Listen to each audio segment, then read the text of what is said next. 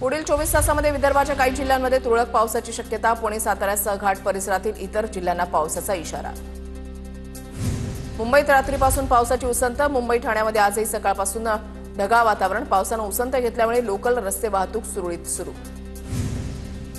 पावसाळी कामांच्या नियोजनामध्ये सुधारणा करा. पुढील 8 ते 10 दिवसांमध्ये कामं पूर्ण करा. आढावा बैठकीमध्ये आयुक्त भूषण गगराणी यांच्या सूचना.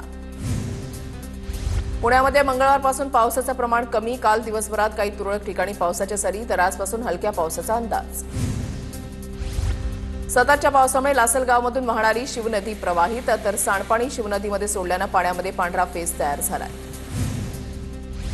कोकण आणि कोल्हापूरला जोडणाऱ्या आंबोली घाटामधील आंबोली धबधबा प्रवाहित. धबधबा मे महिन्यातच प्रवाहित झाल्यामुळे पर्यटकांनी आंबोली धबधबा पाहण्यासाठी गर्दी केली. राज्यामध्ये पावसामुळे 40,949 हेक्टर क्षेत्राचं नुकसान. काढणीला आलेला उन्हाळी कांदा, बाजरी, मका तसंच भाजीपाल्याचं नुकसान. कृषी विभागाकडून शेती पिकांच्या नुकसानीचे पंचनामे सुरू. राज्यामध्ये खरीपाच्या पेरण्या लांबणीवर जाण्याची शक्यता. मे महिन्यामध्ये सरासरीपेक्षा 10 पटीनं अधिक पाऊस झाल्यानं हंगामपूर्व मशागतींचा खोळंबा. तर सध्या मशागत न करता वापसा आल्यानंतरच पेरणी करावी लागणार.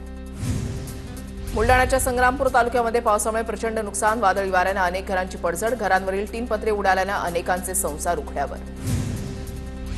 नाशिकच्या इगतपुरी तालुक्याला पावसाचा तडाखा. मे महिन्यामध्ये झालेल्या पावसानं शेतीचं नुकसान. शेतामधील काढणीला आलेल्या पिकांचं नुकसान.